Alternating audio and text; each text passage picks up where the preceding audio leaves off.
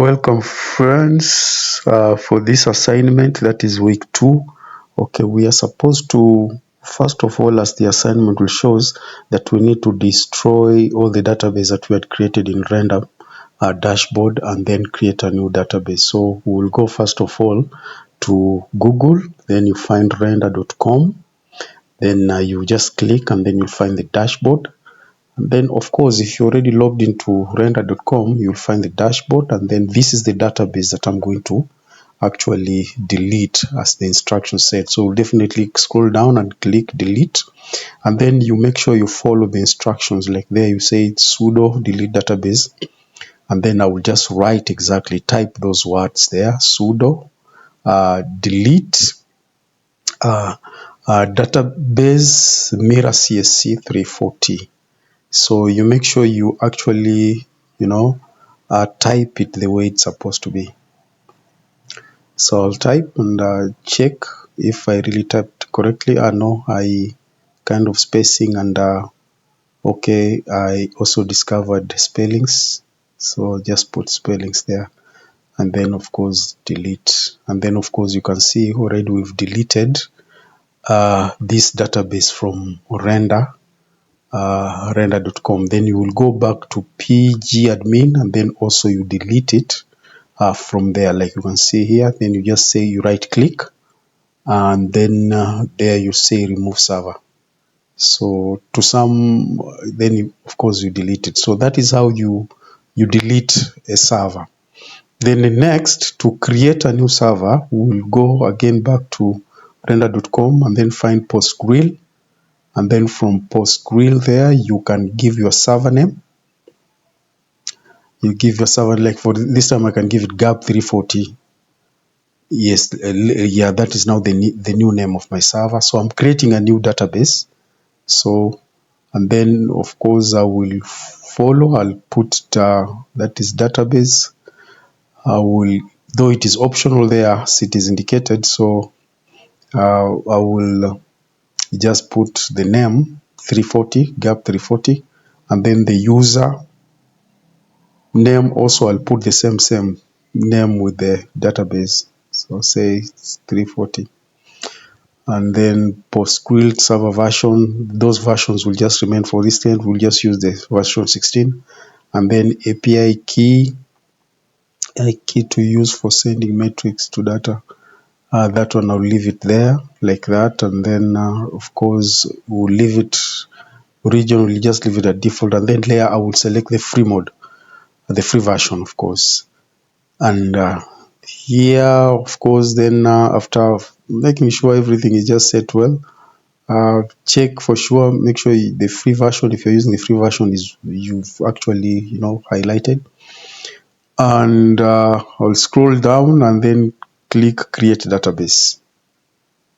So that one I've already created. You can see it's creating for this green circle. You can see something is circling there. It shows that a new database is being created there.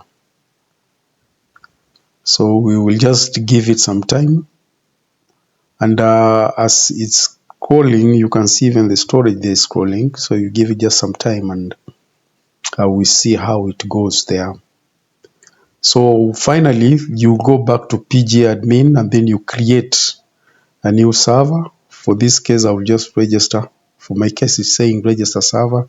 So I'll give it the same name as the name that I actually placed in random.com. And then in the connection, I'll go back to random.com and select here the external database URL. That is what I'll select, and then I'll go back and paste it there at the home name. Okay, at the home name. And at the maintenance database, I will go and select the name of the database, which is GAP 340. I will copy. And after copying it, I will go back to pgAdmin and then paste there. That is GAP 340.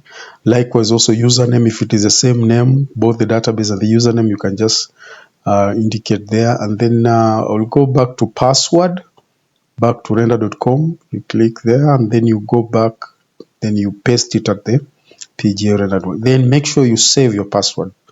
Make sure you save the password so that you don't always. Then at the home stage, you delete right here as from art backwards. There you delete. Make sure you delete, and then slash gap 340. That one also you remove it so that it can only remain that. And then you go to parameters. At the parameters, at the value preference, you can set it to require.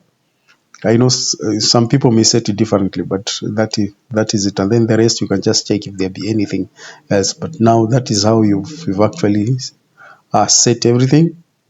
And once you've verified, you just save. Of course, you'd save, and that is how you've actually created the server. And then you can check from the database there. You can go to query. When you go to query, now you are restoring the database that was there before. First of all, I'll delete there some of the memories of the former database that were there, the server that we had just deleted. So those are some of the memories I'm just trying to clear here. Make sure that I have a clean interface so that I don't get confused. So this is what I do, and you can see, just delete it. You can delete some of these things which were left there by the last server. And then after this, there's what we call, you go back and you click query tool, and then there are those database queries that we had actually copied in VS Code. So I'll go back to VS Code and copy those that is in your database folder, and then I'll copy all these queries that we had actually written before, and copy those queries. And these queries are very important. That's one thing I've realized, that it's very easy for you to restore your data when you already have these queries. So we'll just copy the queries and then go back to PG and then paste it there and then execute. Okay, so it shows me here rollback. Okay, now that one shows that it's the name of the other former database is still there. So I'll just go and change it. Go just, and of course that is, so I'll just come here and change it.